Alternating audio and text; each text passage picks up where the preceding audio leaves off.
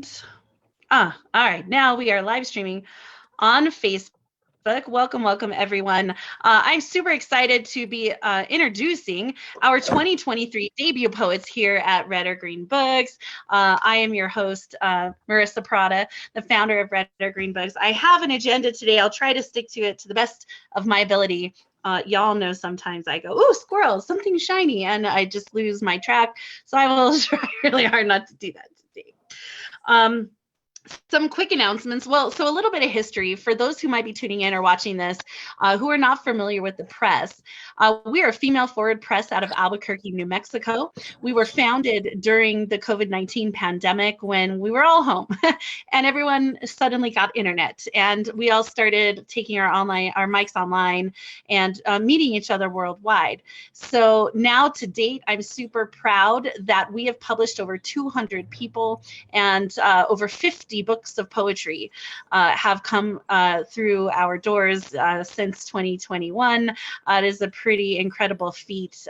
We publish a majority of women, a majority of people of color, and groups that have been marginalized or stigmatized historically. So it is amazing. It is a really incredible thing that we are building here. And so all of you debut poets are part of that journey. Your stories are going to be part of this press and part of those who are going to be joining the press afterwards. So the work that we're doing now is really paving the way for the next poets and the next authors. So one of the new things that we started here at Red or Green Books is book club. Oh my gosh, book club is so much fun. It is a monthly book of totally volunteer. And welcome, Poet Con. Ross Faya's in the house. Poet Con is one of our original poets here at Red or Green Books, and we just love her. So welcome, Poet Con. So book club. Each month we'll be featuring a voluntary book. Any of you also are welcome to sign up for the book club once the book is published and come and do it. We feature one book a month. And there's a special $5 off coupon for the book. Any sales of the book during that month go directly to the author.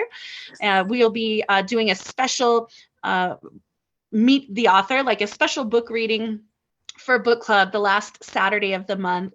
So you get to meet the author, hear them read. It's usually about an hour show, a little question and answer, an opportunity to get to know the author. So if you're interested in book club, go onto the website, redorgreenbooks.com, Red, R-E-A-D.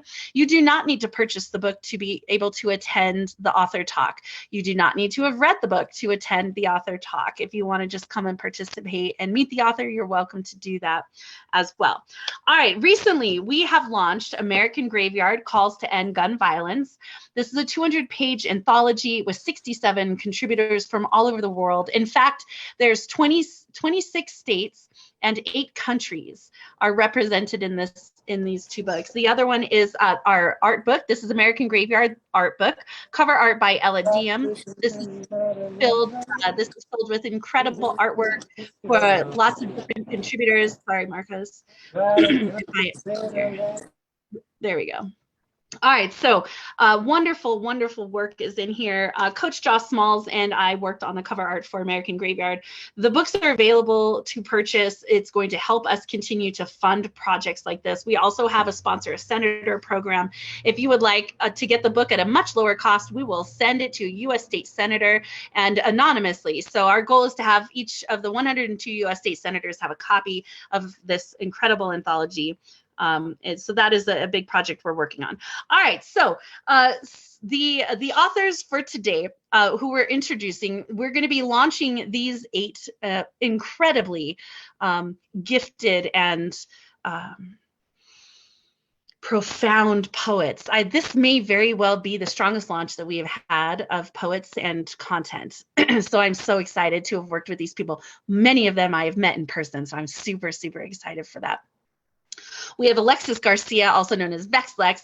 We have Karen Garabrandt, Kimberly Adana, Marcos Cervantes III, Nico Kim, Rita Zahir, Shaki G, and Tabitha Adams. These 8 are just so incredible, and their work is awesome. We're going to be launching these 8 poets over 3 different events. So today is a Meet the Poets, where you get to meet them. They get to talk about their story, talk about their journey, talk about their book, and they get to do a full 10-minute set for you.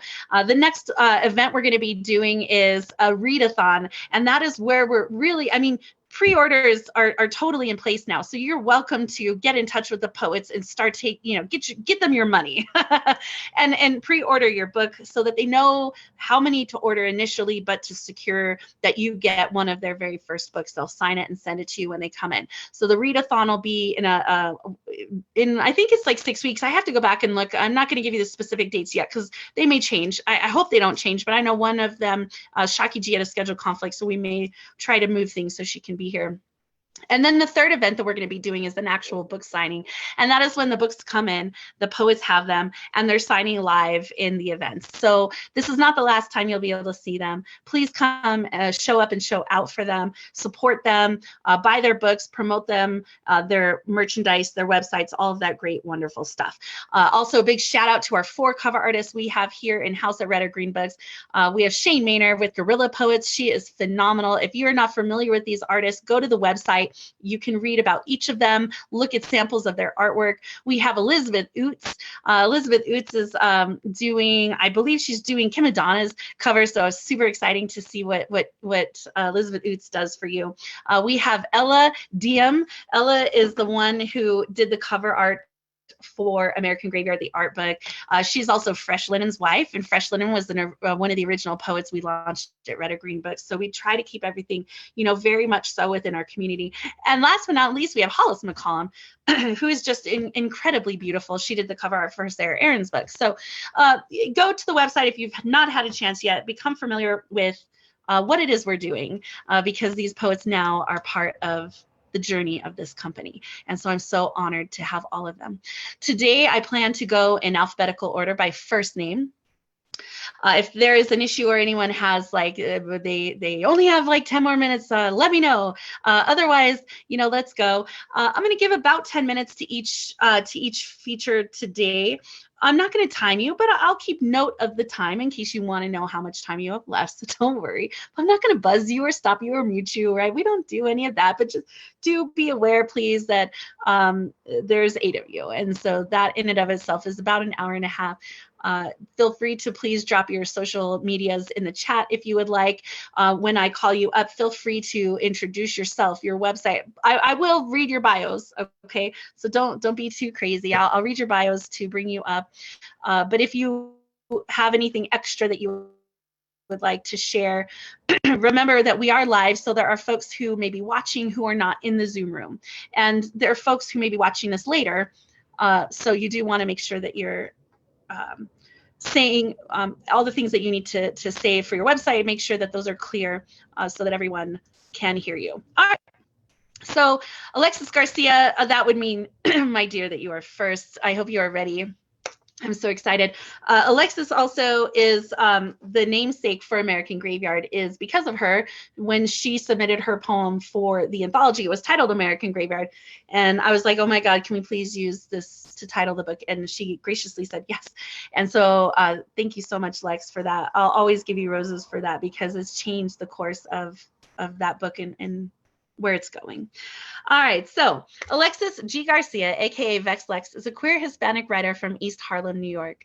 She graduated from Manhattanville College in 2017, where she majored in English with a concentration in creative and professional writing and minored in criminal law. Currently, she works as a calendar clerk and paralegal at a personal injury law firm in Midtown. Her interest in law began in the 11th grade when she joined and became the captain of her school's moot court mock trial team. Her passion for writing has been with her since as early as the 1st grade, where she stapled pieces of construction paper together and created picture books, which eventually transitioned into filling up spiral and composition notebooks with fictional stories. Poetry found her in the 10th grade, where she took a chance and joined Writers Collective, a weekly after-school program that provided a safe space for her to dive into the world of poetry and open her eyes to being able to perform her work in front of crowds, in spite of her nagging social anxiety.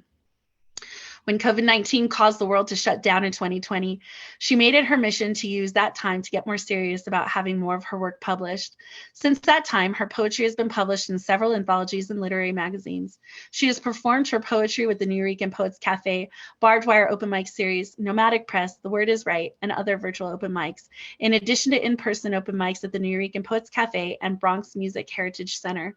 Her work discusses mental health, self-reflection, love, and has covered other topics such as queer identity, sexual harassment, and abortion. Alexis has always had a dream of publishing her own book, both poetry and novels. This book is just the beginning. She's currently contemplating going to law school and one day possibly becoming a judge. But for now, she continues to put her energy into her writing, managing her mental health, and becoming more comfortable with performing at in-person events. You can find her on Instagram, VexLex Poetry, and on Facebook, VexLex, and her website is officialvexlex.com. Y'all unmute your mics. Give it up for our first poet today, Miss Alexis Garcia.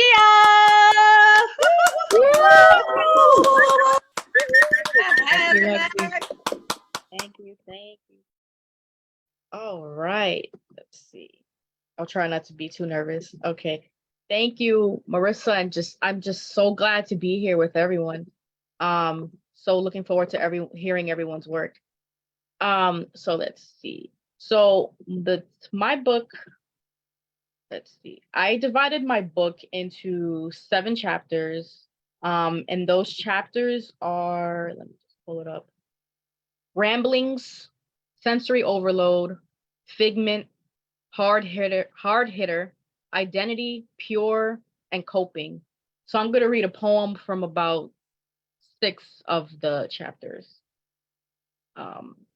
So my book basically, it's called Ask Me Again in 6 Months. And it's about, as someone dealing with mental illness like myself, handling the chaos within yourself while also managing the chaos of the world around you. So that's kind of an overarching theme throughout the book. So the first poem is Ask Me Again in 6 Months. Do people usually find out something is wrong before it's too late?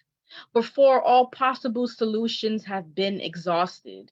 Or are they told to simply monitor themselves, be on the lookout for obvious warning signs, chastised for getting ahead of themselves?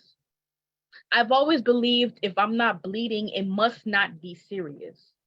The same way people believe if your skin isn't painted with scars, then you must be handling things well. But how well could things really be if the floors in my mind won't stop creaking, the walls of my thoughts continue to chip away? How can you repair something that started off broken? I've spent years trying to renovate, and for a while it's been working. My emotional regulation faucet hasn't leaked as much, mostly because I have been hesitant to turn the knobs, since it's difficult to not see myself as a clogged sink. I've tried to clear my pipes as much as I could, even have professionals give me their prognosis. Am I optimistic about the layout of my home? Ask me again in 6 months. So that was from the Ramblings chapter. And this second poem is from the Sensory Overload chapter. I believe the Supreme Court just ruled to, not do anything with the abortion pill, but I wrote this poem when they overturned Roe versus Wade. So this is called Nightmare on First Street.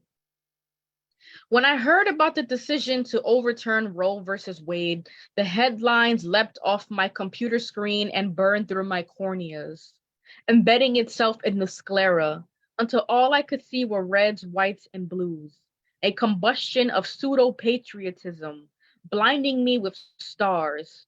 The floor mimicked quicksand, trying to reel me in, with the jaws of Clarence Thomas chomping at me and the claws of Samuel Alito reaching for my uterus. Amy Coney Barrett wears a silk colonial gown with a white coif, pointing her menacing digit my way.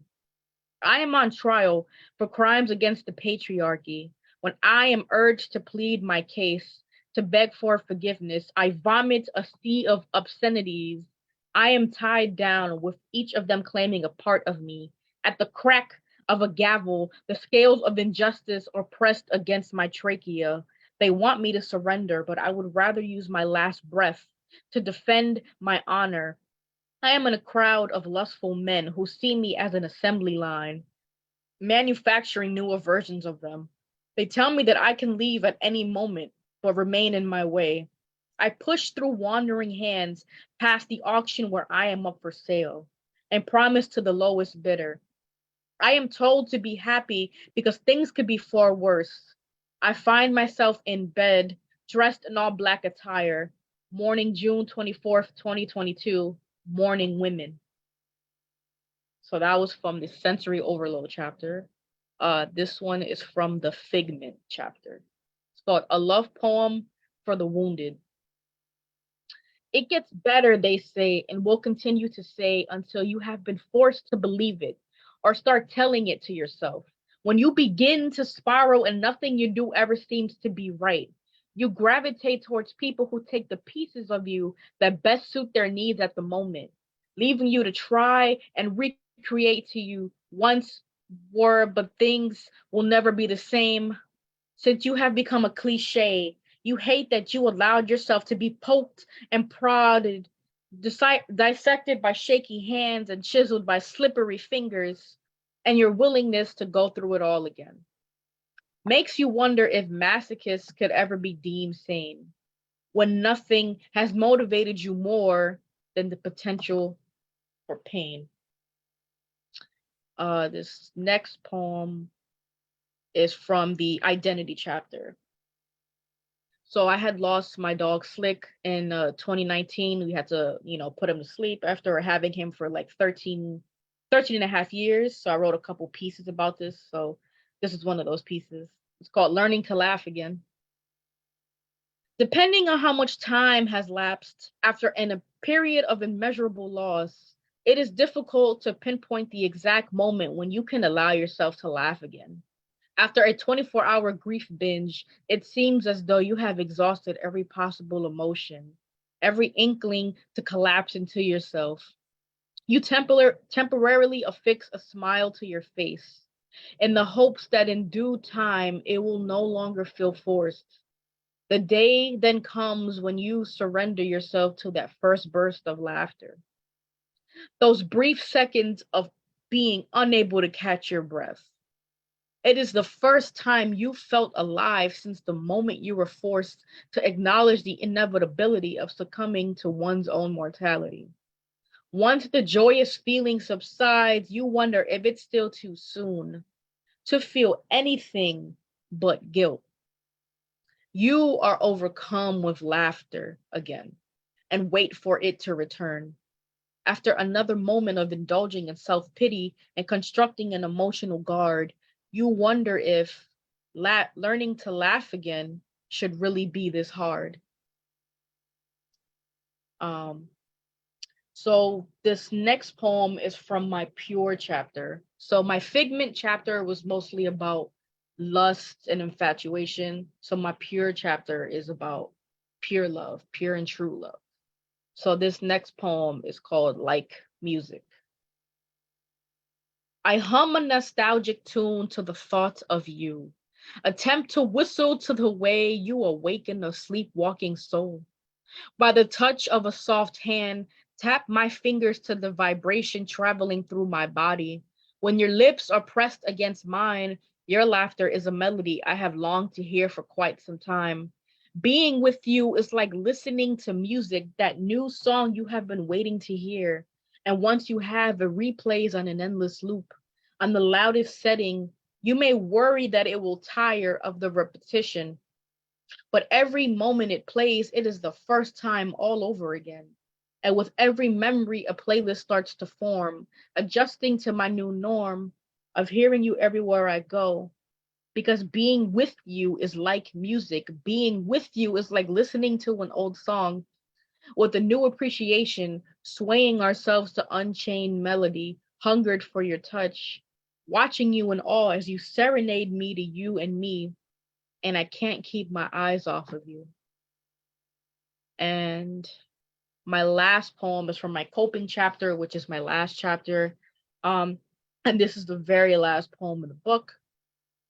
It's called Healing, and I feel like it kind of is a very good way to kind of end the book on a good note. So this is Healing.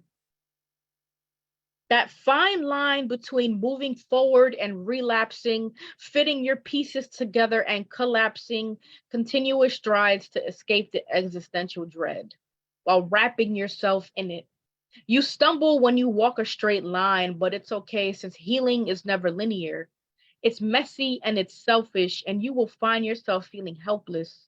But you are no victim, so you ignore the obvious signs. We need to treat the healing of our mind as we do the healing of our body. We pick and pick at intangible wounds. The more we ponder over what cuts us deep, we wait until our limbs are limp, our shoulders are sunken, our hearts are hardened, our wounds have widened.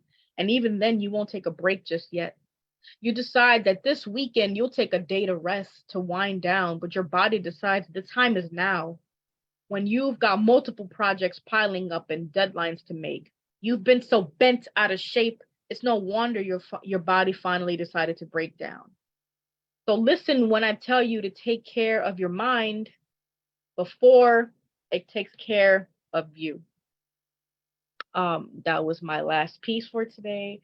Just shout out to Marissa and thank you again for this amazing, amazing opportunity.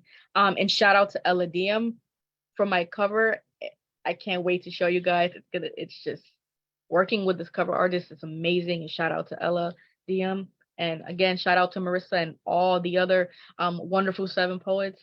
So happy to be here. Thank you. Oh my God, you guys unmute your mics. Give it up for Alexis Garcia. Woo! Awesome. Thank you. Go ahead, Lex. You did your thing. Yeah, Lex. I'm so excited. Like, I can't wait to see how y'all's covers come out. It's like Christmas for me. It is one of those things that I never get tired of. I'll never get over new poets, new books, new artwork. Never. I love it, man. It is like my dream come true, watching all of your dreams come true. So thank you all for being here and being part of this incredible journey. This is, we do not do open calls for manuscripts. This is an invitation only event. Just so people who might not be too familiar with the press, all of these poets were invited to publish because of just the merit of their work and how moved I am and the community is by their work. So it is a very prestigious thing, in my opinion, to be in a group launch here at Red or Green Book. So thank you all for being here. And I'm so stoked that Ella is a new cover artist. Both Ella and Elizabeth are new in this launch. So I'm so stoked. I can't wait to see what they do. All right. Next up, we have Karen Garibrandt. I've had the opportunity to hug this woman, meet this woman, I've seen her perform on stage live. I've gone to lunch with her. Like, she's a real human being. Yes, we're real human beings, right? Sometimes when we don't know each other, but then when we meet each other, we're like, wow, you're real. Yes, she's phenomenal. I can't wait to see this book come to life. Karen Garibrandt, aka Karen G's, co-founder, C Literati, a woman, queer, gender outlaw, open, no mic, was a founding board member of Girls Rock Camp ATL in Atlanta and slam manager of the Art Amok Slam. She's operated as a poet and organizer in Atlanta for 20 plus years. She's been a clock holder, scorekeeper, MC, bout manager, tournament director, and PSI secretary with a streak of attending every big event from 2004 to 2017, except for one. She loves editing and coaching, but she does not create chat books with typos in it. She's seeping away from organizing and embracing her own poems again. They are made possible by Billy Tuggle, Tara Hardy, Mags Down, Gia Kagan Trenchard, Adam Stone, Teresa Davis, Marty McConnell, Scott Woods, Luis Robertson, Daryl Funn, who's amazing, by the way, and Ophelia Rising, and others, as well as the spaces they create and hold for communities. Karen writes about love, grief, loss, and experiences that the late Gabrielle Boulian, and I apologize if I'm butchering any of these names, described as all of this is true, none of this is real. She's famous for hugs and being a loud cheerleader because life is short. Her Instagram is KGARRAB. Punk is her gender. Q is her sexuality. She answers to she, they pronouns. She came out to DC and the Riot Girl era. So DIY and Fugazi inform her foundation. Reach out and she will reach back. Y'all unmute your mics. Give it up for our second poet today, Miss Karen Garabrand. Yeah. Hi, y'all. Hi, y'all. I hope you can hear me. Can you hear me all right? Got you. Cool. Awesome. I'm in Atlanta, Georgia, where it's a beautiful day. And I am in the park and cemetery where a lot of these poems germinated or started happening during the pandemic. And so, yeah, I'm going to read from my upcoming book and collection. And yes, I used to walk here every single day and it really kept me going. So a lot of my pieces are very grounded and rooted right here with a skyline of my home. The intimacy of squares. When I go out, I read the languages of eyes, crinkle-cornered smiles, the quick darting nervous avoidance, the wide open observant, the scan of handheld blue-lit screens, the downcast eyes at the ground, following 6-foot arrows and grocery store markers. I don't miss beards, noses, my misread facial expressions and zoning out. When I'm at home, I'm zoned in, held by walls instead of arms. I realize how solid earlier decisions hold my sanity as laughter spills from both sides of my room behind their walls. The family I've chosen is the family I have now, and we move as if in a terrarium. The plants, the birds, the blooms of flowers turned palms of leaves and seasons dictate time more than the abacus of calendar squares or the clicking of clocks ever could. Nature doesn't know human virus. Nature doesn't know bullet journal. Nature doesn't know clock faces. Miles between friends shrink behind plastic windows of phones and laptops. We see the world from behind car windshields and apartment windows. We are behind face shield, the aquarium glass of seeing and living and growing clearly and not touching. Food delivery arrives in bulky cardboard boxes. Isolation is squared. I know what day it is from garbage truck and notes I've left around my room about author readings, webinars, and open mics that zoom into our rooms, going nowhere and going globally all at once. I've never visited kitchen tables of the authors reading poems or even friends from open mics. And now here we are together over those kitchen tables, showing our mugs of tea with each other, the headboards and pillows of our backgrounds. I share my changing party lights, strung over altars in my bedroom. I don't blur the windows or the bookshelves. We can't touch each other, but we are still intimately connected. And I don't want to lose these rooms with their ladles, pots, and pans, pictures, pets, and books and backdrop from intercontinental time zones, free from passports, borders, and blue gloves. That's that right there. And then here's one of my favorite poems from this time period, Green and Chrome. The green scent of weed drifts up to the porch after a shiny chrome red and black cutlass, tea roof open, gleaming, thumps down my block.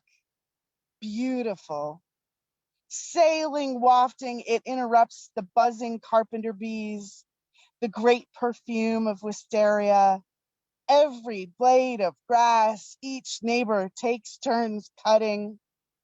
The red and black plush interior of restored glory reminds me of front yard crushed velvet, the many years cars swam with fins, corroded with rain, the cinder block tinkerers and their elders, boys and girls and people working wrenches into pride. A beaming, glinting sword, a cutlass supreme, just sliced through my day. I am grateful to the bare-armed driver, one hand on the wheel, one hand on the door, wishing them wellness and safety against the night and the hours coming of cops and their copters.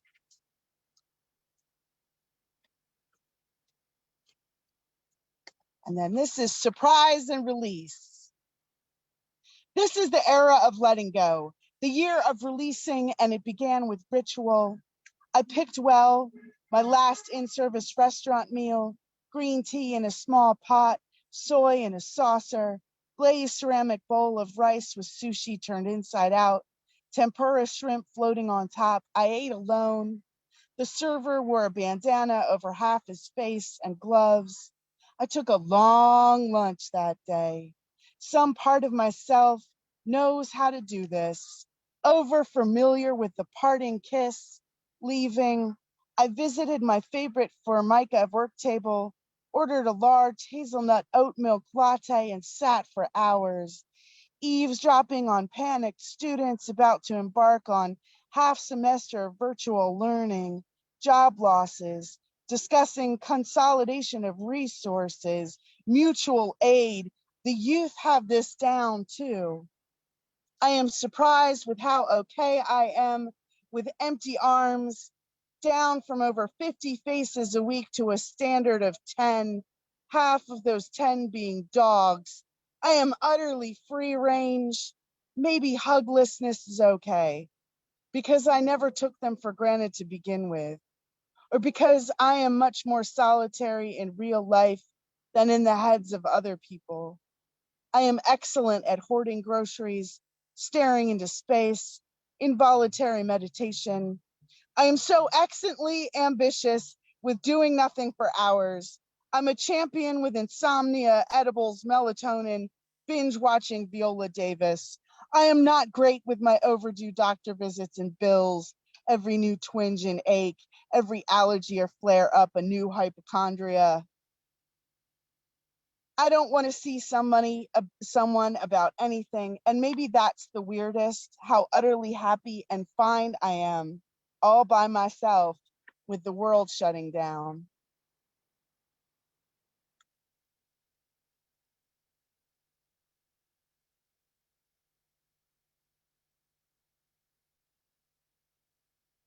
And then there are women who hold skulls, who reverse Medusa by Caravaggio and instead carry the heads of those who harmed them. Even if those heads are invisible to naked eyes, already ghosts, already irrelevant residue. There are vigilante women who hold skulls, fingers through empty eye sockets, bowling balls of retribution. And then there are everyday women who hold their skulls with their very own necks, taunting those who think themselves kings by wearing necklaces and pendants to ward off beheadings. I am one of those everyday, maybe sometimes women, thankful for the skull I hold, the way the teeth in it hold back the forked tongue word, the insane bonfire of lies tucked in corners of my brain, grateful for this skull that holds me just this shy of hysteria and furiously alive. So those are three poems, range of poems from my forthcoming book with y'all, which I'm so excited about. And I look forward to hearing more of you and more events with y'all. Thank you so much. Oh my God, let's go. Karen, Brett, unmute your mics. Give it up for Karen, please. Oh my Yes. Yeah. Hi, Karen. Beautiful. Oh, Kim and Donna and I have had the luxury of watching this woman perform on stage live. It has been amazing. So yes, women who hold skulls. That line is just stuck with me, Karen, ever since I went through your first draft. I love it. All right, we're gonna keep rocking and rolling this open mic. Next up, we've Kimberly Adana. Okay, so like I think I manifested this woman. Either that or she manifested me or both. But I met her, and do you guys remember American Idol, like back in the day?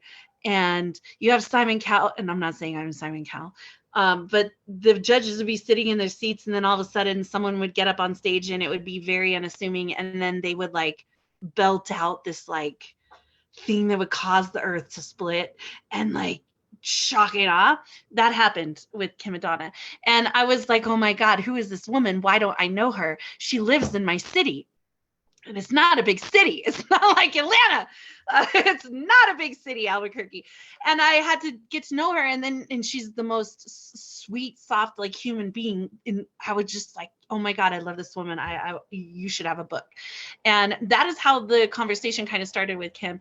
And since then, I'm so excited that we get to become friends, and we get to, we live in the same city. But I had manifested at a Don MacGyver's open mic. It is a writing workshop, I think the month before I met you.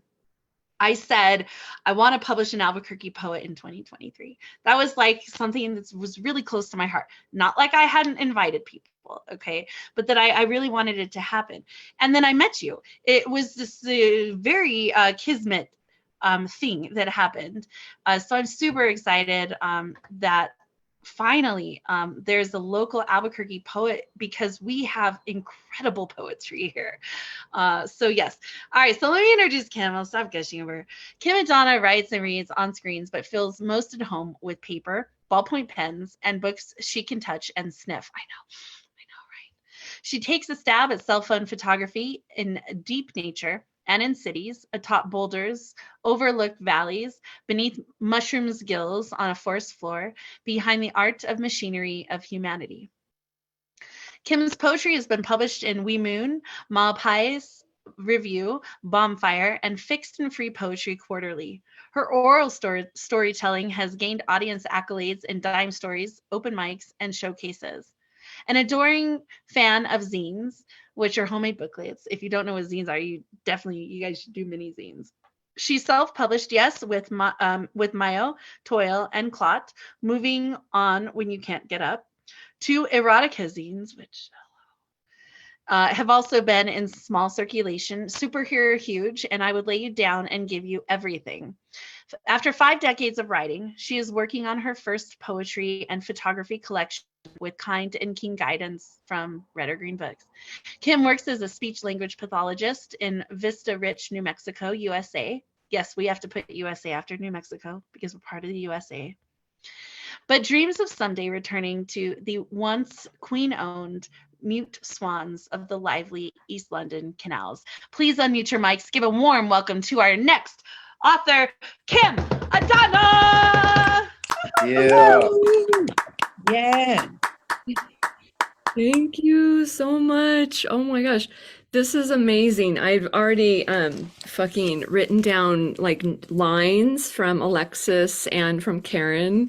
So thank you, you guys. And I'm just gonna keep writing down my favorite lines with my actual hands and a fucking ballpoint pen. I'm writing this stuff down. So thank you. Oh gosh. My book is called Quiver. Spoken Words Return to the Page. I'm 51 years old, almost 52, and this is my very first book. And I've been doing spoken and performance poetry for about 40 years. So this is my first time having my words on the page, like pressed onto the page. It's amazing. I am going to start off with Dad's Visit, which is a Sestina poem. And if you don't know what a Sestina poem is, it's one of the hardest poems you could ever write. It's a formula poem. And it's the only one I've ever written. I wrote it and I'm like, no, that's it. Like, that's my last formula poem. But this particular poem is important to me. It's about a local murder that occurred in 2013 here in Albuquerque. The woman who was murdered, her son went to the middle school where I taught. So it was a very, we all just banded together and tried to support him after his mother was gone. It's hard to read, maybe hard to listen to, I don't know, but here we go. Dad's visit. For Sandra Ferrales, October 17th, 1980 to October 6th, 2013. What did we do to deserve this beauty? Our blooming cactus flowers, the emerald green shine of our chiles, the boys and girls, the backbones of our families, taking a stab at adulthood and middle school. In a city of strong kids under a sky so wide and this blue, it's as though we are being showered with praise by a generous God. On a street in the North Valley where stray gods jog amongst canneries and cottonwoods, where people do what they do, in this case in the bathroom of a house, Sandra took a shower. I can imagine her 12-year-old and her 6-year-old, two boys, shunning that gift of our blue sky outside to stay in, playing their video games. Shoot, shoot, stab, stab. I was hiking in the mountains on the day of the stabbing, whispering a prayer to God, longing for a companion, feeling blue. Thank you for everything, but what do I need to do to find a nice man? They're all boys, you know. I want a good man, because I didn't know Sandra was stepping into the shower, trusting her safety for a moment. She wasn't thinking, this is my last shower. The restraining order did not work. I will be stabbed. What did I do today? Did I yell at my boys? Did I praise my boys? Did I yell at God? Did I praise God? What did I just do?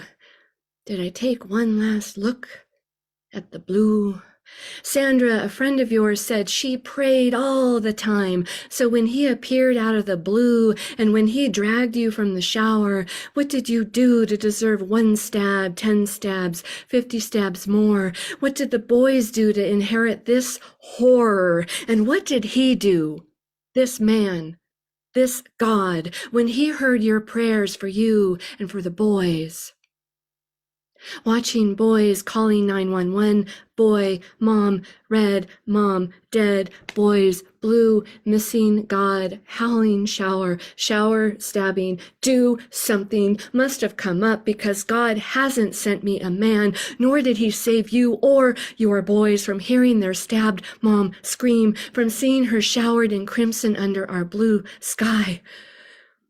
I will be fine without mine, but Sandra Ferrales, where was your God?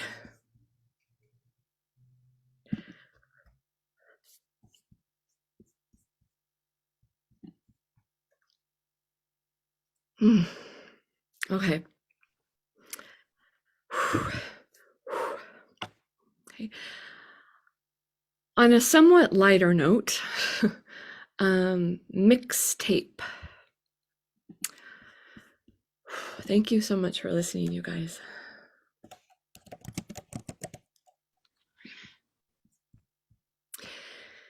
Once upon a time, there was a woman who dated men. Wait, start over. Once upon a time, there was a woman who dated women. Stop. Rewind again.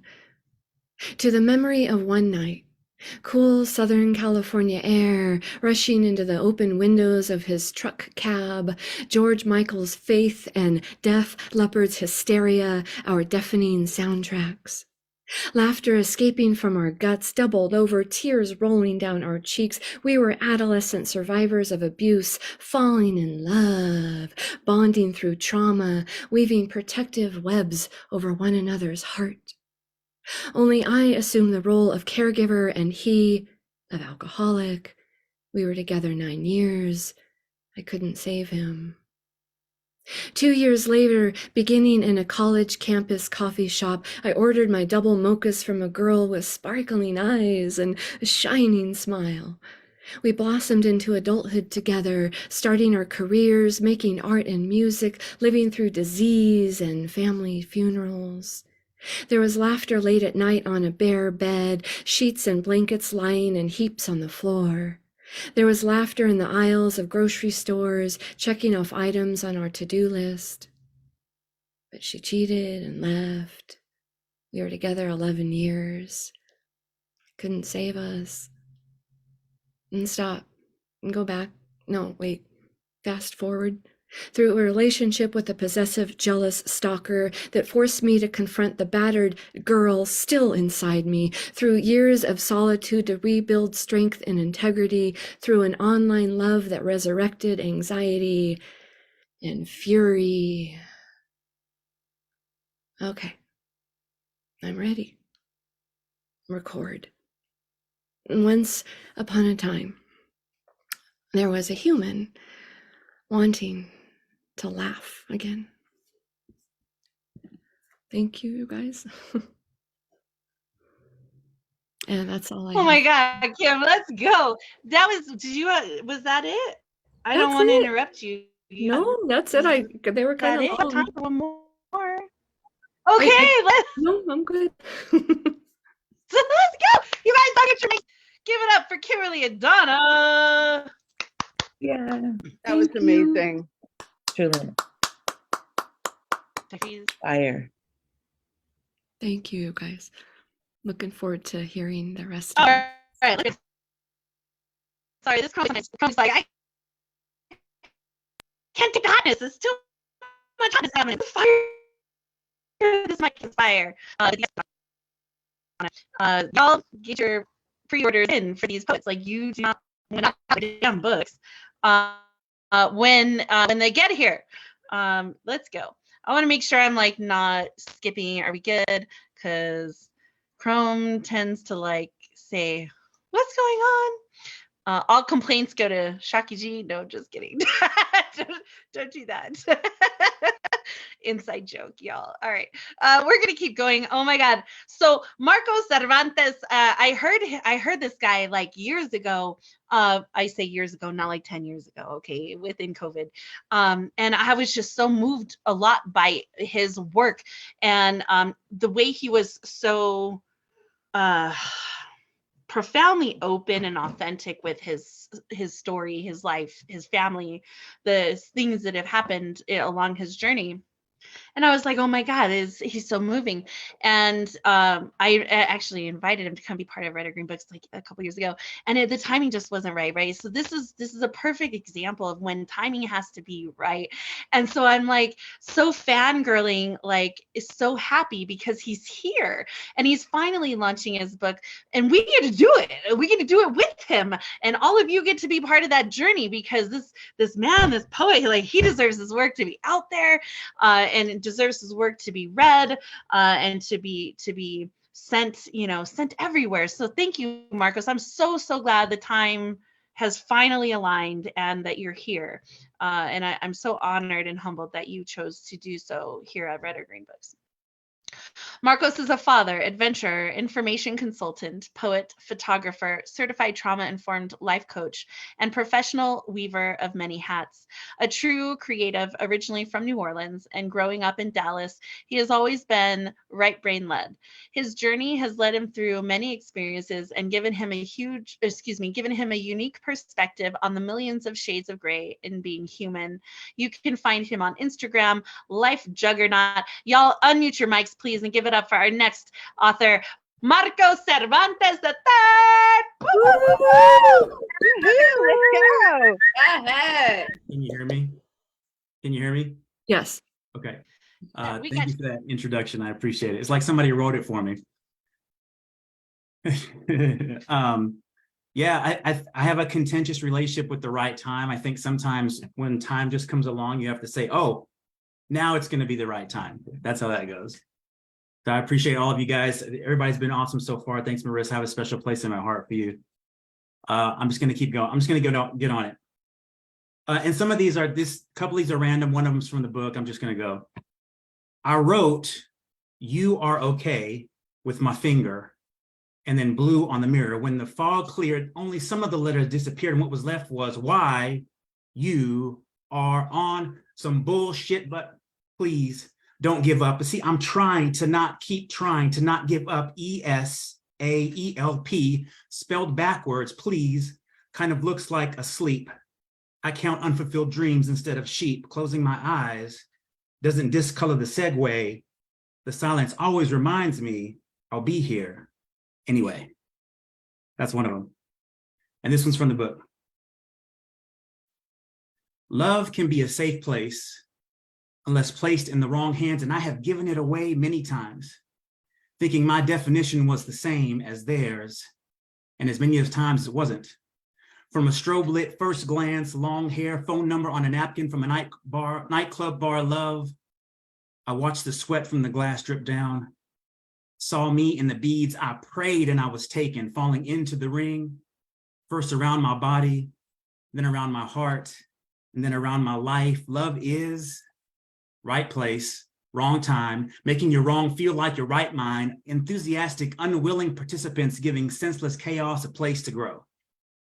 Playing the blind side of ignorance when you know, and love is deaf and dumb and indifferent, depending on whose eyes and words are trying to justify, unknowingly can pack bags full of trauma we blindly struggle to drag through the seismic activity of our obvious fault lines, bluffing perception in the mirror of each other's imposed definition of love, watching helplessly as the reflections change from objects of affection to casualties in the wake. I feel like that's the only way to be fully honest and exposed. I'll show you all of me and you show me your hand. We will interlock our fingers in discovered collusion. Our bodies will soon follow. Sometimes you can't see what you need until it's all up against your skin. Sometimes everything has no definition until you are all in. Let's meet in a space. Feeling can tell us where. We can call it safe without ever having to name it, a container created in this agreement where ever the right now, seems to find us. That's that one.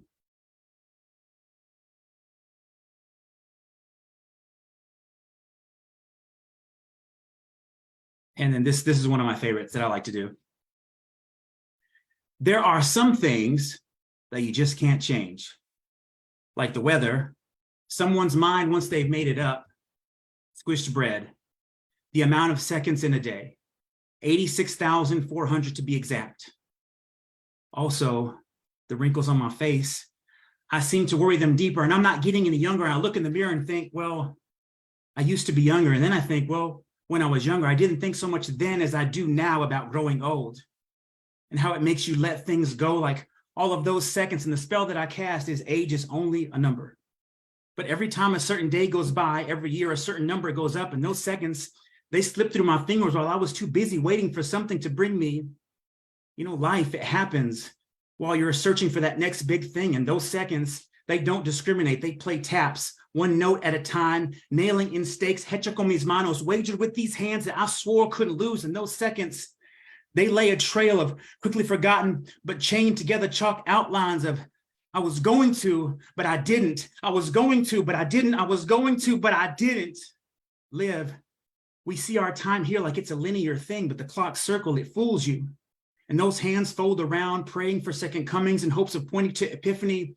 But I find myself speaking far more eulogies for all of those seconds that click you into place while you're trying to make decisions, and you can be pointing the right direction upon any given choice or second, and some choices don't get second chances, and all of your waste making haste in order to avoid regrets, but save seconds, you postpone taking chances like saying, I love you.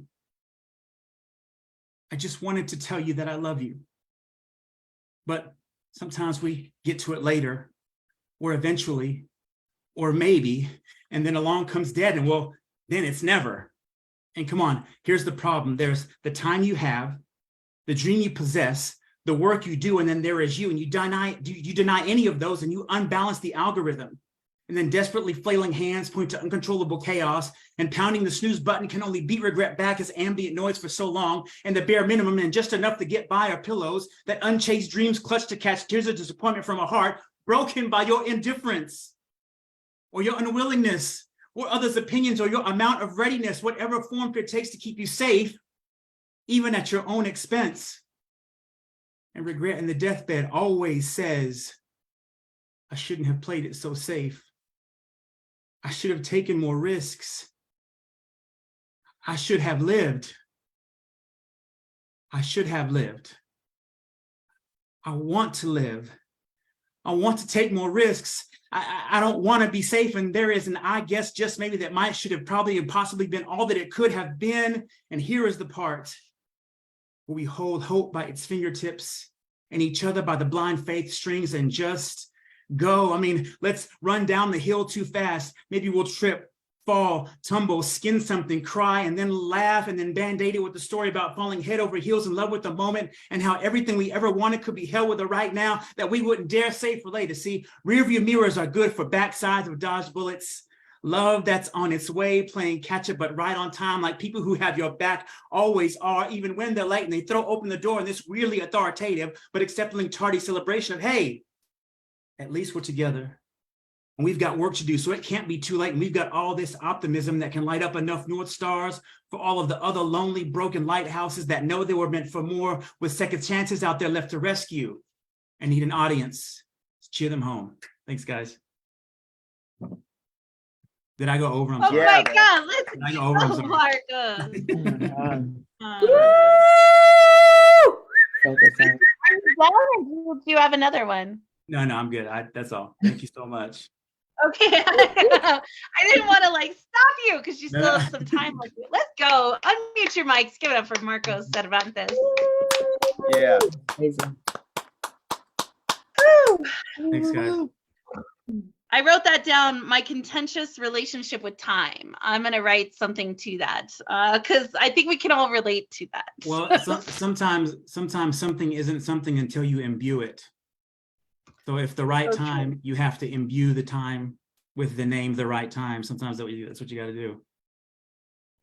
Yeah, and sometimes we ask for things we didn't realize we asked for. Yeah. So sometimes the things are given to us. The time is right. We didn't know we needed it or wanted it.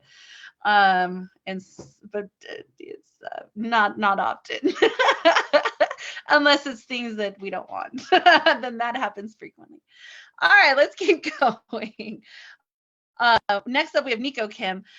And then Rita, you'll be after Nico. Oh my God, I'm so excited. Like y'all, like this launch. Yeah. I'm so excited. I just met with Nico about his book as well. It is the first book that actually has Korean in it. So I'm so dope. There's a trilingual book that he is putting out. Like, it's very exciting for me. So I'll read you his bio and we'll get him started. Nico Kim was raised around the world, attending kindergarten in Germany and high school in South Korea. He's a pharmacy technician in Fox Lake, Illinois. He got his Bachelor of English from Asford University. He intends to finish his graduate degree at Northern Illinois University. Y'all unmute your mics. Give a big round of applause to our next poet, Nico Kim. Bring it. Hey, y'all. So for those who don't know me, I like singing a song that kind of like sets up the tone of what I'm performing. And since this is the book that I'm writing about, this is like the song that kind of is like anyway. Let's get fucked up and die. I'm speaking figuratively, of course, like the last time that I committed suicide, social suicide. Yeah, so I'm already dead on the inside, but I can still pretend with my memories and photographs I've learned to love the lie. I want to know what it's like to be awkward and innocent, not belligerent. I want to know how it feels to be useful and pertinent and have common sense, yeah. Let me into the club, cause I want to belong and I need to get strong. And if memory serves, I'm addicted to words and they're useless. All right, so we start with clearing my throat for a howl. And it's Nico Kim, Nick with an O, Nico Kim, not Nico. Oh, dang, you should have, I'm sorry, Nico. No, Nico, it's okay. Thank you for It's okay. letting I'm me not know. mad. I'm Those not mad things about are it. super important. In Korean, Okay. it's pronounced Kim Nico, so like it makes sense, but like we're in America. That's a whole book is on this. Anyway, where was, oh yeah, clearing my throat for a howl. I come off I come off crass and brash, like I need a class, a crash course in social etiquette for delicate minds tend to fold once I start sharing mine. Thus, I'm inclined to share that though I come off with an air of vulgarity, like I'm angry, stupid, or pissy, if you read between the lines, you'll find that I'm more close to an angsty hippie who has seen that everything inside of a melting pot becomes less of an amalgamation of piles when there's something that stirs that pot every once in a while. Thus, I'll smile and defy all social graces that end up making conversations and interaction of thought. Because the way I see it is life is already too fucking short. So we can discuss about my dick if the preference was small talk. Speaking of which, I would say don't judge me until you've walked a mile in my shoes. However, I won't, because I already know your response is going to colloquially be, the shoe doesn't fit. Therefore, the stride, it must be incomplete. The point is, I've stayed out here showing motherfuckers how I've been walking. They just stay steady stuck on the stupid stereotype of what people say about small feet. This poem is called, How About That? I came out the womb fighting fisticuffs with the Grim Reaper. Homie upstairs looked down at me and said, damn, that's a slim creature. So I was given the heart of 1,000 knights, and I've now fought battles in 1,000 fights and always ended up the victor. Like a picture, or meme, I'm a snapshot of history in the making, dedicating my time and rhyme to divine minds. So I find it more funny when someone tries to discriminate, like, I don't already know of hate when I'm not even accepted by any of my own kind. But instead of trying to whine, I try to find love, which helps me maintain my state of mind. And usually it's physical. I mean, it's funny because this fool decided to tell me that chicks don't like chinks. So I proceeded to ask him, then why is your bitch sending me winks? You see, I'll be one of the first to laugh at a crack about eating cats and dogs or having a small dick, but I've learned quick that even if someone intends to hurt you, it hurts them more when you laugh along with them. Now, I'm not trying to get into 1,000 more fights because my human rights have taken a blow, but I've shown and will show any bigot who chooses to speak that weak words and weak minds will never bend or bend mine. And shit, if you want to test that fact, you can catch me outside. Try to remember what I was doing after that. Oh yeah, this poem is called Vacas, escrito de vacas académicas. I'm not searching for a vice to alter or escape my reality. I'm seeking a device or altar to help supplement my sustenance as I chase immortality. But a vice is a vice, and one will always pay the price if enticed by the dice of self-actuality. And I'm gonna need my computer for this next one. 59. All of these poems will be in the book. And I'm almost there. There it is. All right. The rebirth of Yahweh is like the rebirth of the Titans. Weeping for Sisyphus, I once advocated for a nihilist utopia. However, when I found the utopia of heaven is another dystopian hell, this dystopism made me switch position of perspective on the pulpit, perceiving from, instead of a man posturing head face down, this Emersonian eye convoluted by egocentric subjectivity, looking with an objective of objectivity at this object or construct made by man's hands and question whether or not we were made in God's image. Imagine my surprise when what I find is that the reverse is true. And due to this new revelation of information, I stopped my quest and called it good, then began to look at this perspective. Stopped my quest and called it good, then began to look at this world and understood it from a new view.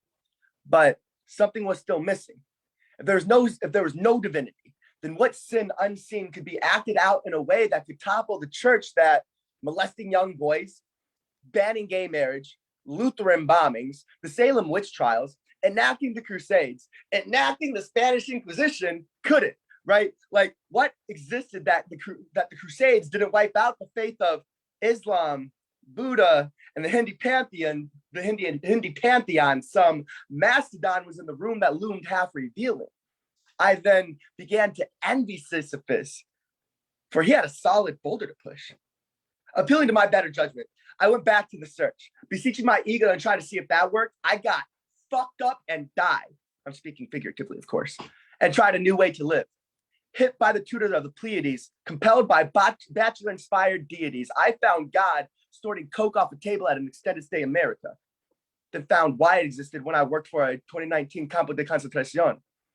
I envied Sisyphus for he only had to push a boulder up the mountain. I further envy Sisyphus for he's at least mortal. I might as well shed a tear to cry for Schrodinger's cat, the itsy bitsy, the itsy bitsy spider, the Titans, or even Yahweh at that. call me a cop out, but we were both made in God's image, and God's were made in ours. And then I'll end with this. I think it's still fair. It's a 3-part title. Sorry. I think it's still fair to call me optimistic. I crave the elongation of the human soul. I look forward to the day that the soul isn't seen as egocentric. If Jesus's resurrection is supposed to be an amalgamation or collection of a nation's best selection of ethics from an individualistic philosophical construction, then the destruction of ethics will not be when conflict persists, but when nothing but peace exists. But imagine the absence of chaos, though. Thanks, guys. Oh my God, let's go. Nico, Kim, everyone. Unmute your mic. Give it a big warm round of applause for Nico. Oh my God, let's go. That was Oh, great. That was awesome. That was awesome. amazing. I love it. And I'm sorry, Nico, for the mispronunciation of your name. Thank you for clearing that up. I will do my best. I will totally make it my mission to make sure I say that correctly for you. All right, let's keep going. Rita Zahir is next. Rita and Heels, as many of you know her on Instagram and otherwise, she is phenomenal. Another woman who I met on Instagram when everyone went online and when we took Word is Right online. I got to meet this whole other world of poets, and so I'm super excited that she is here. She's amazing. So let me get to her bio. Rita Zahir goes by Ra Poet, R-A-H, meaning the pathway of the poet in Farsi. And also, she's been entangled in a love affair with poetry for decades. She started writing and performing in 2021. She creates pieces that range from female empowerment to love, heartbreak, and sensuality to mental health issues, all done with love. You can find her Ra_poet, so RAH_poet, and on TikTok, RAH_. Y'all unmute your mics, please. Give a warm welcome to Rita Zahir.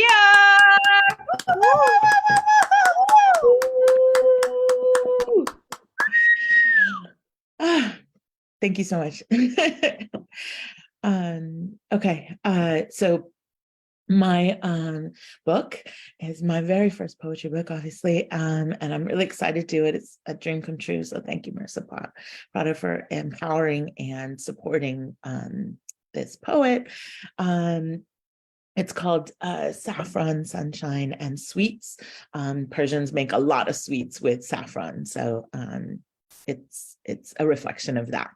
The first piece I'm going to do is called The Day Poetry Died. The sky grew silent the day the birds forgot the words to the wind's favorite song. My son was singing the same lines he was cradled in from the early dawn of his life. He played them on rewind to his grandmother in the sunset of her life. An echo he held in his heart from a flower she had planted with kindness and soft kisses she delicately placed on his crown, golden threads woven into the fabric of his being, anointing a young prince with a regal kingdom of love. She built these sandcastles in the sky that would endure the harsh waves of time. And I thought, I could sit watching the ocean forever. As long as I never left that shore, the sun would never set. I could hold up the sky. So I refused to speak the words, tell the story of goodbye, refused to release my grip on her place in our shared illusion. I can still hear the sounds of the water folding on top of itself, knowing each wave was pressing on millions of grains of sand, pushing towards the inevitable end of each of them. As I sat in denial in the darkness, holding her smooth, cold hand against the blaze of my face, the last act of comfort and solace proffered by a guardian angel, the fading light of a halo, The wing acknowledging our pain with a simple sign. I see you. What else was there left to say in that moment? I refused to negotiate with God, not wanting to jeopardize the remaining remnants of my faith. So the Mother, the Daughter, and the Holy Spirit sat in silence together in the sterile stillness of that hospital room. She could no longer speak and I could not breathe. We held that moment in an animated suspension, knowing we would soon trade inabilities. The Genesis story, kinship and creation, finding itself full circle, and ending within a beginning, the origin folding in on itself, fading memories, ballet dancing in our eyes, dispersing at the edge of the last stanza as the world fell silent on the day that poetry died. And this next piece is called Lost in the Sea of You. Is your heart aware that the ocean is never still? Under that smooth surface, it's always in motion. Waves constantly triggered by energy passing through water. I stood still in the dark magic of the night, at the edge of the swell of the sea, the cold kisses of the breeze caressing me, the rub of the grains on my feet, sanding down my defenses, beckoning me to become one with the lips of the shore, the smell of the ocean air flirting with my feelings, calling to my salty tears to come on home, the rolling tides waving me in. You see, small currents are created by the friction between the wind and the surface water. But these deep riptides were built on the primal relationship of the ocean and the moon, a pull that feels gravitational, a natural exchange of energy, the very basics of physics and chemistry, my base instincts forcing me to breathe it in. I inhaled the sharp shards of the ghosts crowded in around me, fragments of memories of every broken piece of glass, longing to be softened by the salt water. And I exhaled it all out in a jagged shout, a scream that was summoned from my core, that emptied itself into the oncoming crest, the crash of the water echoing my thunder like a rogue wave that signals a storm, a tsunami that's created by a disturbance deep under the surface. I released the roar of my disturbance as the tentacles of the tide reach up, greedy and grasping my discarded energy, coalescing every drop of it into the effervescent foam, claiming it in the ebb and flow of the current, dragging it like a prisoner back into the darkness, running with the retreating army of the tide, all without ever saying goodbye. And this piece is called Insomnia. Okay. Sleep is a solemn stranger, like two ships that pass in the night. I'm sinking into the loud echoes of the emptiness you left behind, the cold groove of the bed that holds your impression almost as deep as I do. I reminisce on the nights before I lay with a lone companion of loneliness, like a lioness, watching the field before dawn, the thought of everything gone wrong passing over your eyes in an instant.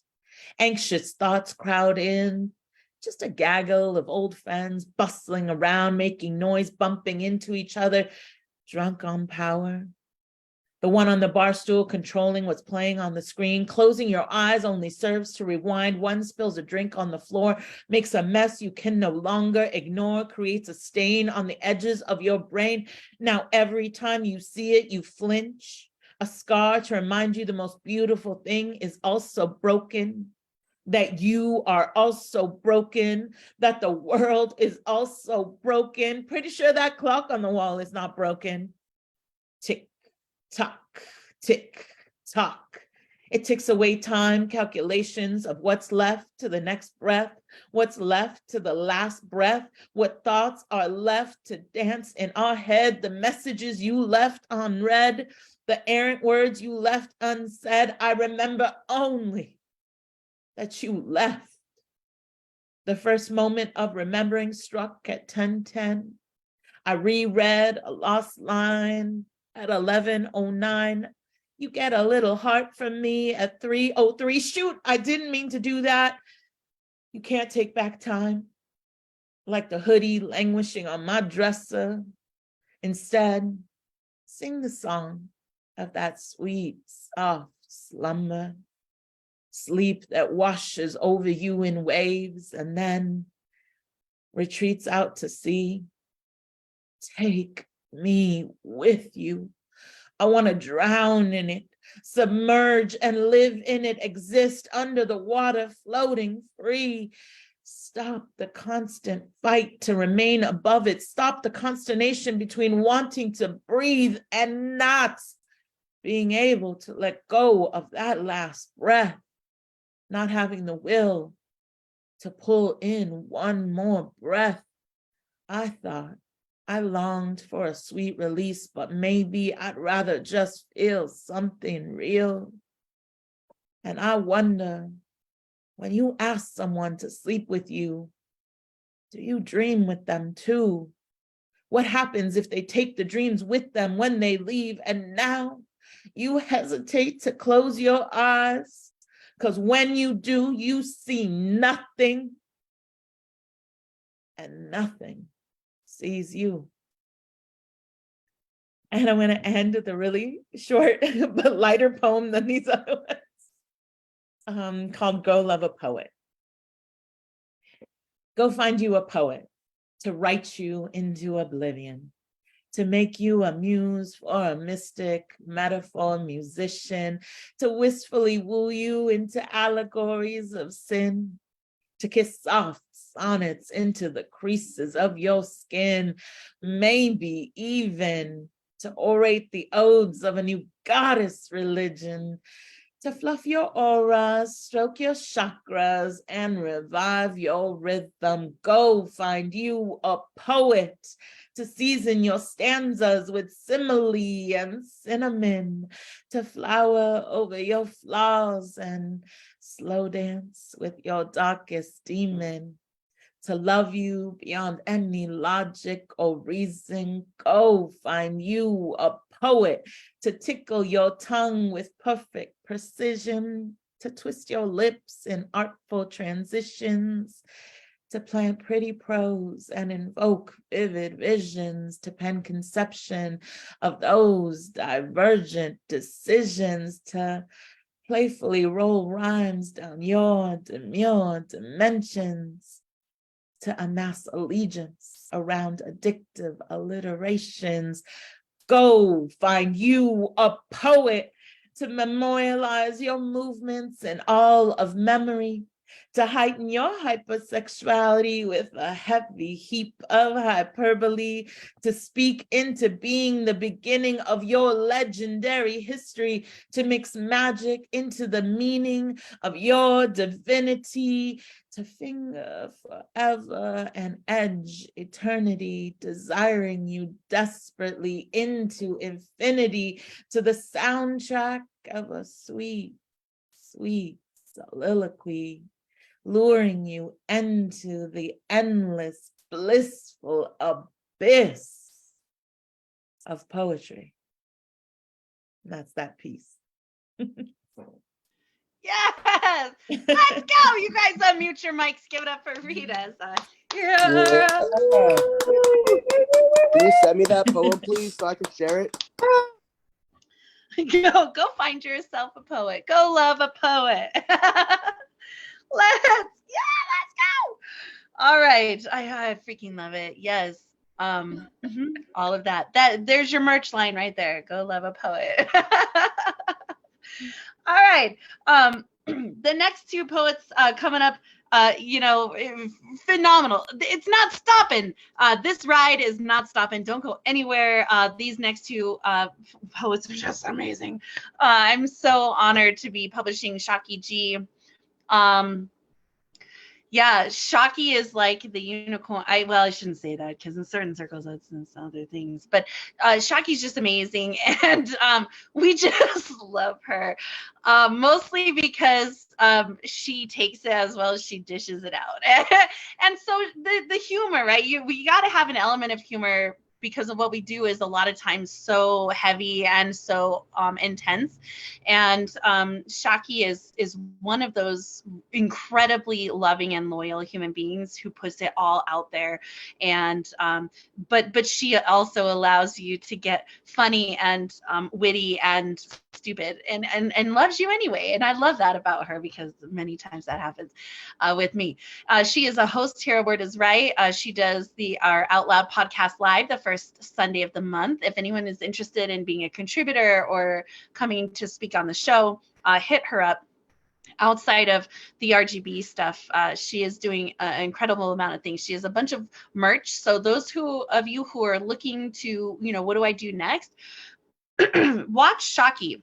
She has her own website. She does her own everything. She has her logo. So yeah, definitely an example of what to do next. And certainly we'll be doing workshops with all of you about the next steps. But thank you so much, Shaki, for being on board this. Thank you so much for all of the publishing houses that didn't pick you up, because that means that you get to be here and they're dumb. Shaki G is a Black lesbian spoken word poet, currently the 2022 Grand Slam champion in Pittsburgh, Pennsylvania. She has won multiple slam competitions, both online and in person. You can find samples of her work within Red or Green's books Out Loud, LGBTQ Anthology, Nymeria Publishing's Descendants of Medusa anthology, and a previously self-published chapbook, Shattered Emotions, Scattered Thoughts. Currently working on a manuscript for a full collection, you can catch her in and out of open mics, workshops, and other spaces that allow for connection with our communities. You can find her Shaki G on all of the platforms, and I'll let her share again her website and all that great stuff. Unmute your mics, give a warm welcome to our next featured reader, Shaki G. Yeah. All right. Hello. So I am very thankful to Marissa for inviting me to publish my collection. We have settled on a title of In Lieu of Flowers, which is basically what families ask when they want you to find a different means of honoring someone. And I believe that my poetry honors, the different people, experiences, and emotions that I have on a day-to-day. So the book is really 4 different chapbooks that I was working on, combined into one, separated into sections. So I hope that you all enjoy it. And I am honored to be able to be launched with all of you. First piece I'm going to do is called Soul Food, So Bouquet. My name has always been Cinnamon Challenge in the back of the throat. Maybe my name is Truth, hard to swallow. I have shortened my name, made it appetizer, added sugar, not all things nice, and still you struggle to digest it. My mother once told me she spent hours milling over my name like soul food, like Sunday dinner. Y'all, my name is collard greens, mac and cheese, and baked chicken. She'd prefer a hamburger. Too often I have let you choose, but some days I want to be old school, the way my foster mother was, say you will eat what I cook or you won't eat at all. It was always Brussels sprouts. Is that how you see me? Bitter, poorly cooked, and lacking flavor.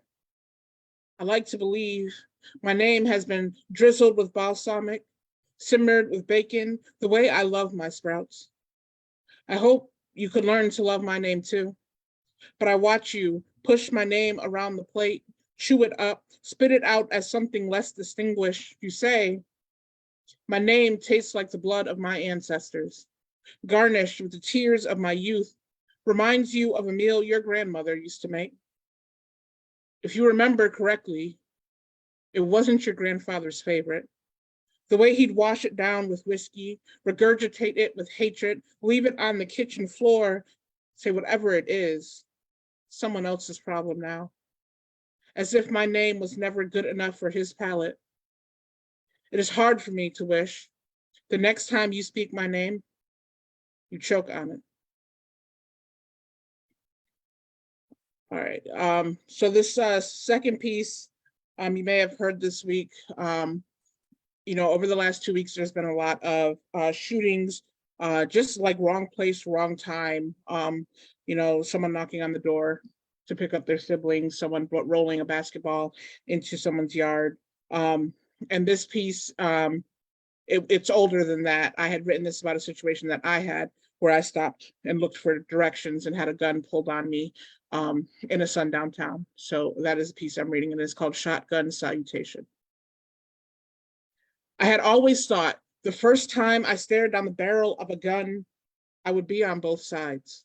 I guess I thought I'd hate myself long before anyone else had a chance to. Forgot I wear an X on my chest every day for those who scream 88 while carrying a 12 gauge. All I wanted was directions.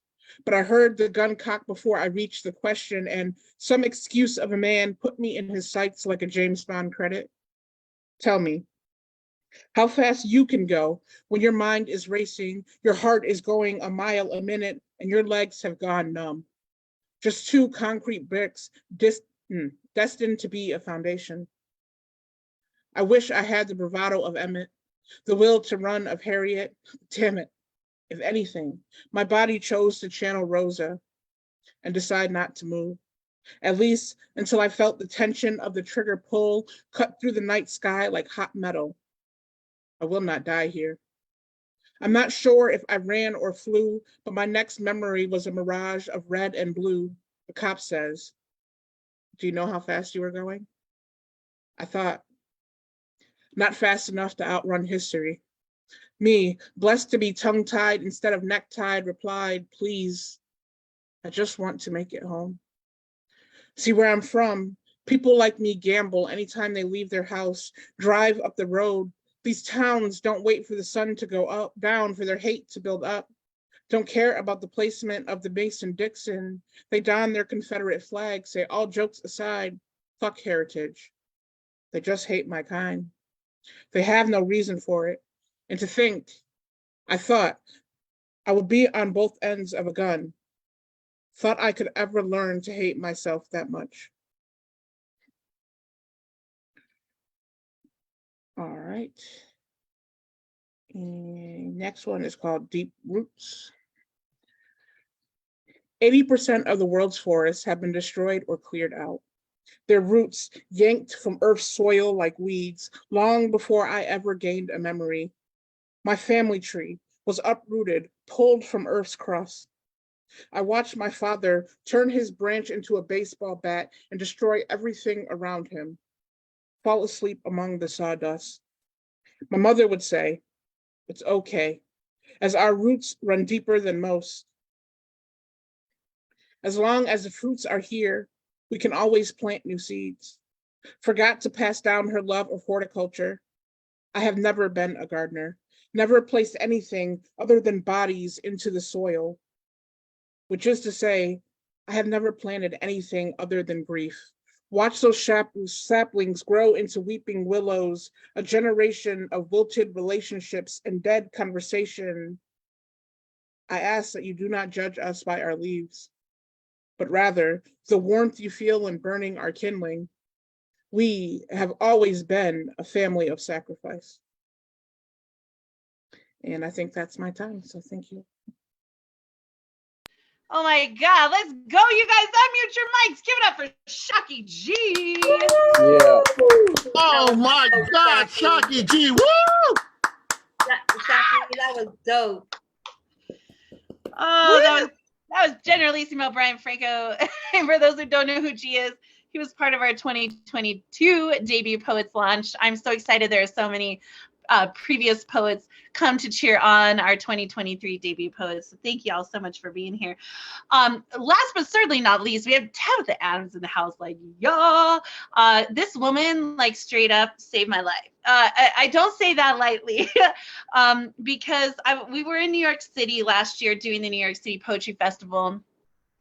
And y'all, like, if you have never hauled an 85-pound suitcase and a 50-pound suitcase carrying a 30-pound backpack, if you've never schlepped that up and down Manhattan for 3 days, you don't know really what tired is. But so that happened. We were in New York City, and we're on the last day of the New York City Poetry Festival, and we had poets back to back for 2 days, 2 full days, just nothing but poets.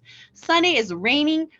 It's raining. It's like New York rain, like long extended drizzle. Everyone is standing out there with their umbrellas for the full 8 hours of the event. And it was back to back fire. And at the end of the event, I was so tired I couldn't move. And I was not looking forward to the trip all the way back up to Harlem, hauling all these books with me. And Tab had offered to help roll the suitcase off the island and help me get on the damn subway, because I was just so tired. Like, I was so happy, but I was so tired. And she really just saved my life just by helping. And that was my first time where I got to meet her. She was not an RGB poet at the time. She was just helping as a part of our community, as a peer, as a friend. And I was like, wow, this woman, she's incredible. And then she had mentioned she was considering publishing, and I was like, oh my God, let's do it. And she's an absolute joy to work with. And I know she's like your ride or die, right? And I feel like everyone on this launch is really like a ride or die for the press and for what we're doing and for the community. And that's what we want. We want to surround ourselves with people who are on our team. And you're going to find it with this woman. So I got to give her the roses for that, because that was such a really hard trip at the end.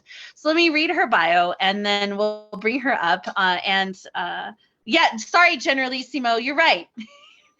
I keep thinking I'm in 2022. Generalissimo Brian Franco was part of our next 10 poets in 2021. He was the second wave of 10 that we had launched in 2021. You're right, G. I'm sorry. Thank you for the correction. You're All welcome. right, here we go. You're welcome, evil twin. Yeah, so you'll hear G and I, we have the same birthday, right? So we joke a lot about being twins. All right, here we go. Tabitha Adams was birthed in a city of art, surrounded by nothing more than the image of motivation. Her passion for writing came before she was allowed to express herself. Hiding poetry in the back of notebooks, she learned how to cope with the violence behind a gate. Child molestation, single-parent homes, and addiction have been tools given to create beauty out of all her broken pieces. You can find the truths to these subjects in her work, but it's her spoken word that she truly comes alive, knitting tragedies into the voice of comfort. You can find her on the stages of the New York Poets Cafe, Art and the Sound, Word is Right, Bronx Art and Fun Hub, Art in the Basin, and she's also been a featured poet at the New York City Poetry Festival in 2022. Her publishing can be found with Bronx Council of the Arts, Turning Corners, as well as other anthologies. Her education and training in writing has come from multiple platforms, including Gotham Writers, New York Poets, and NYPL workshops, such as Island and Kingsbridge Writers. Her passion is food, street photography, family, and the freedom of self-expression. You can find her on Instagram, tab_001 poetry. Y'all unmute your mics, give a warm welcome to our final feature reader tonight, Tabitha Adams. Oh! Thank you, guys. Thank you. I want to thank Marissa Prada. So the story that she just shared is actually what made me want to publish with her. So the first time I met Marissa, I noticed that she was not from New York, but she came with this energy, with this passion, and I City Poetry Festival that I didn't see anyone else do. And I thought, that's a woman that I want to work with. She's hardworking, she's driven, she's motivated, and that's the places I want to be. So I'm really honored to not only publish with her, but to publish with the rest of you guys. I know one or two of you poets, familiar with your work, and it's an honor to be here. So I thank you so much, Marissa. I thank you so much. I'm gonna get into my piece. Like most of you guys, I took one or two of my pieces from the chapters that I'm working on. And just to give you guys a feel of my kind of poetry. So what I'm mainly talking about is being raised in broken streets, I'm from the Bronx, and you see a lot of addiction, you see a lot of crime, you see a lot of things that, it's not ideal to grow up with. And then some of my poetry talks about single parent homes and unfortunately, child molestation and stuff like that. So here we go.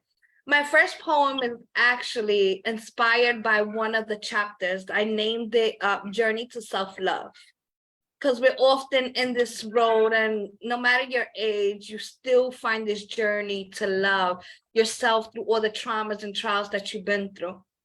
So my first poem is in honor to that. Here we go, guys. The beauty of one is not found before the footnotes. It's in the experience of a stumbling passage that we find ourselves. Embrace me as I briefly salute the harmony of my own ray. Familiar places become more foreign, sitting at the edge of windows. Bullets I load to the tip of his barrel, refusing to be the victim at my own funeral. I had to come to terms with the things I couldn't control and the serenity to know the difference. I can't change what happened to me. I wasn't the driver to his wandering hand or the actions to their silence. Every inch welcomed death, the chaos of embracing my body while I screamed through an open stove, becoming more empty to a world that's fragile. Shape me, my strength, my body. As I grew, I struggled with who I was and how much I should tell people. What scars can the night hide, and the relationships I won't let come above my bed sheets? Spending years avoiding the right man. How long will you protect your daughter from your own war? Or from the possibility of being loved again? These thoughts becoming the gray clouds I fight, walking through neighborhoods that decrease daily.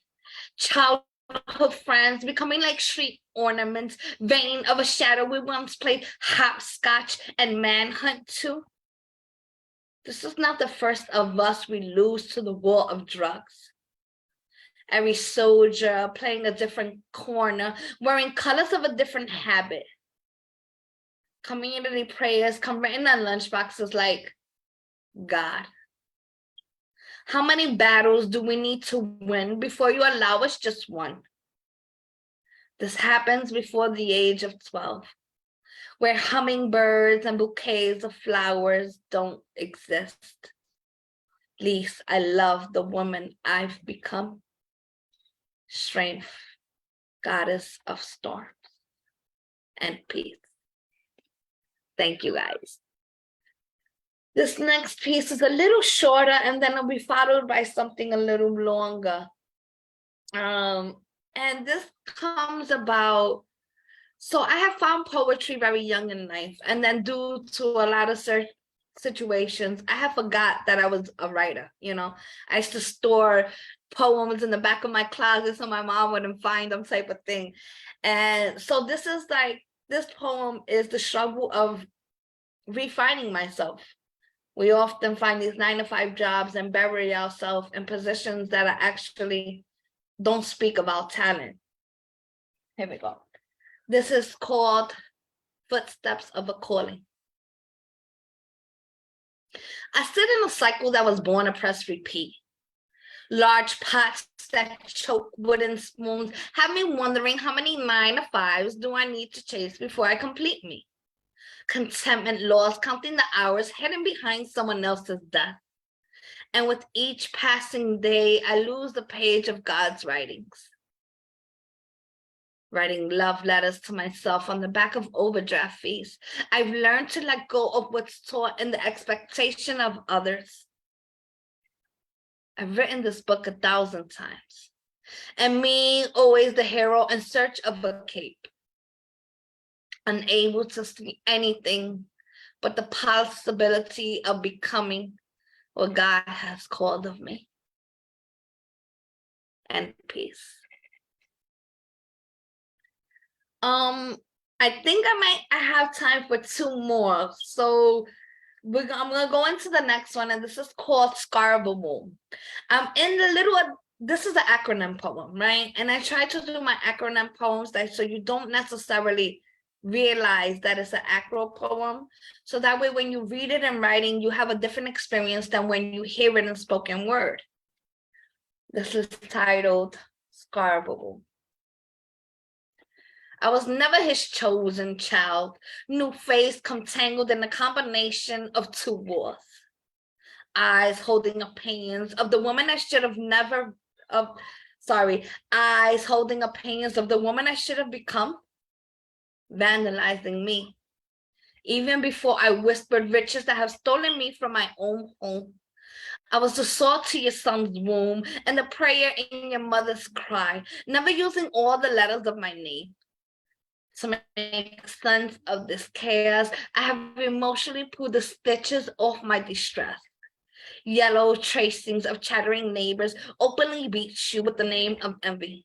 2 days you have cried. How many tears can be felt before a father is called? Under his summons, I have been found. Remove me from my own way, Lord. The noise of what I have not become. I imagine. The earth shakes when you enter the room, and the angels pardon its entrance before the light. Or the clouds my sin has brought, and the trauma of handling someone else's monster has determined my address, and I pray that whom be upon me. Somewhere earth allows royals to walk in between the heavens of tomorrow, moving eternity at the speed of love. Be knowing the woman I dare to speak into existence, come like halos blazing through a writer's den, overlooking the habits of old, molding my wings out of an everlasting heart. Thank you, guys. The name of my book is called Shallow City of Noise. And it's based on, like I said, NYC, New York. I hope to add a little bit of not only my poetry, but I love to do street art.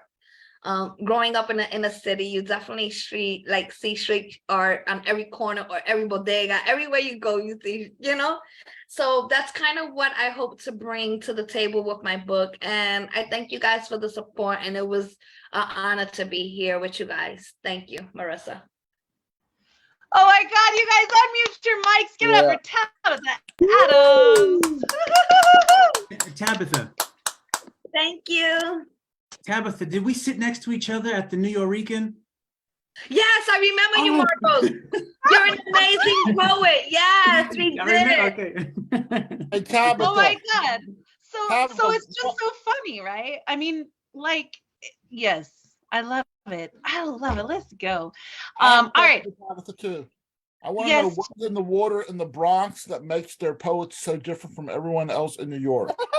I'm gonna be really, really honest with you. Generally, you cannot leave your building without seeing respectfully an addict of some type of sort, a rat, somebody wants to rob you for your something. So this exterior comes with you, and it actually helped build me as a writer. So I'm thankful for it. When I went to New York for the poetry festival, I stayed in the Bronx and I stayed in Harlem. Now, my dad was born in Harlem in 1942. So my family grew up in New York. I just happened to be born and raised out here in the desert. But, it's ingrained in me, that very East Coast. It's in my blood. But anyways, it was a wonderful, life-changing experience to be there. I can't wait to go back. I'm very, very excited. So for all of the new poets and perhaps anyone who's watching, don't forget, we have the New Mexico Poetry Summit that we're putting on in September. It's September 8th, 9th, and 10th. It's a 3-day event. Friday night is the free open mic. Then we have Saturday is the ticketed summit.